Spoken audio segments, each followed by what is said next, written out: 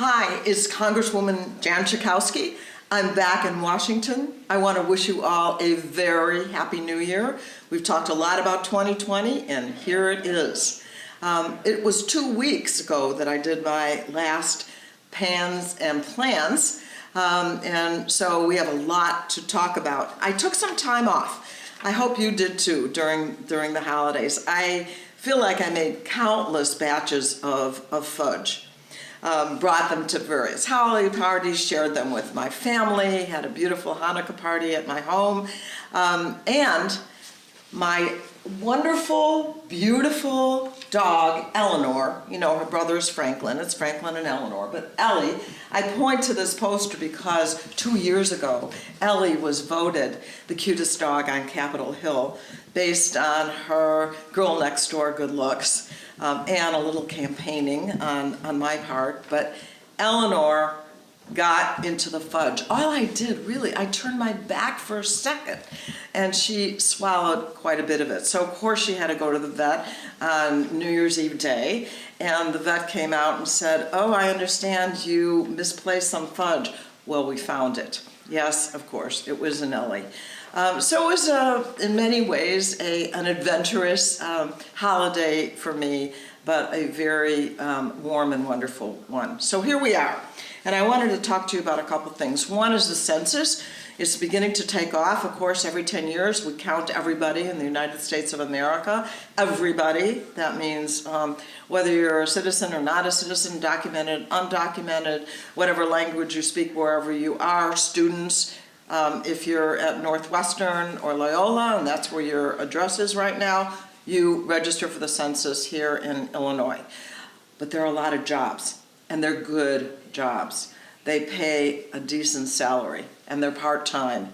And so I want to tell you that if you go to 2020 census, that's census.gov, 2020census.gov/jobs, you can find out about it. And they are looking for people, and especially if you speak other languages that are fairly common or even uncommon around here, you could get a job. So the other thing I want to tell you about is votes coming up this week, now that we're back. Tomorrow we're going to vote on what we call the PFAS Action Act.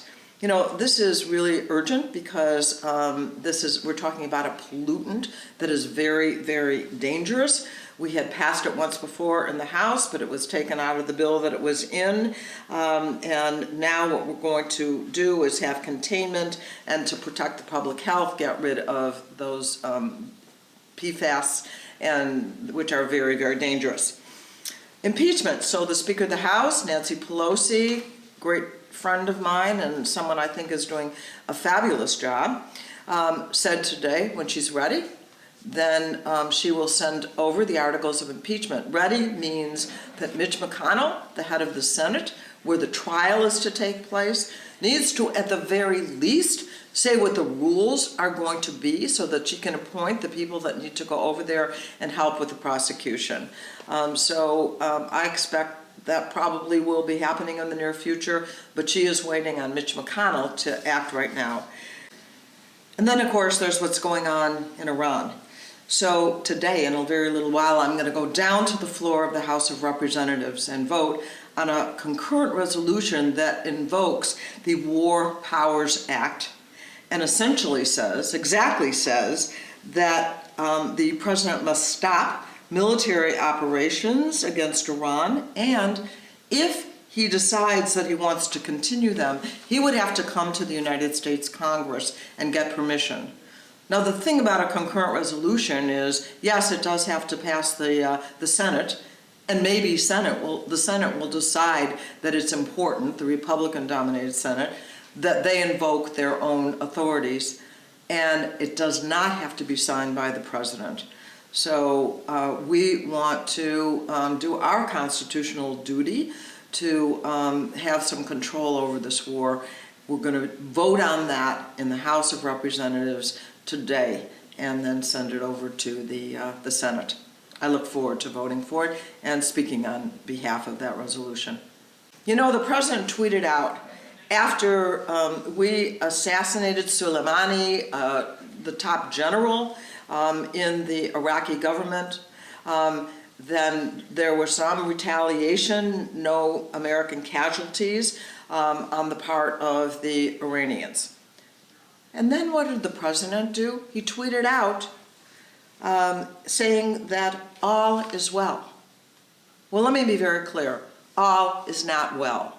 Some of the consequences of what he did, in many ways it was like lighting a match in a very volatile region already. Let's hope we don't see more violence, but here's what has already happened. So what we've seen so far is that Iran says that they're going to stop compliance with the nuclear weapons deal.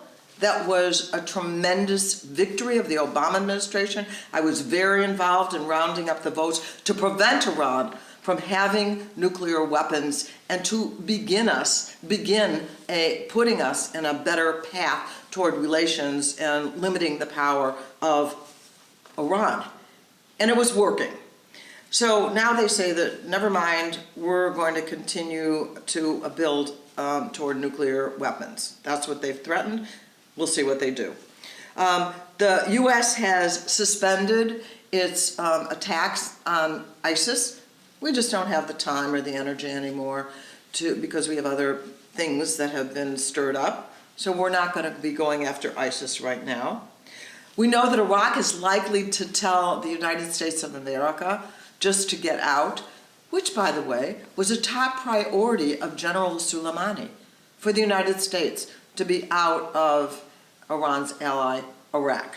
So he may have end up succeeding at his goal.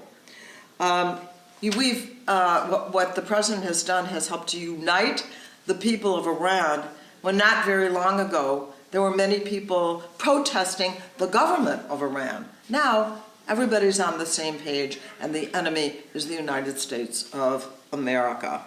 Our allies are very upset with us because they got no notification, no opportunity for them to provide security for their own people who are in the region. And that's really just the beginning, because we don't know what some of the proxies, the friends of and allies of Iran, Hezbollah, a terrorist organization, what are they going to do? So it's a very tenuous situation right now, caused by this reckless behavior of the President of the United States, who on impulse, it seems, killed a very dangerous person. There's no question about Soleimani. He was replaced within 1 hour.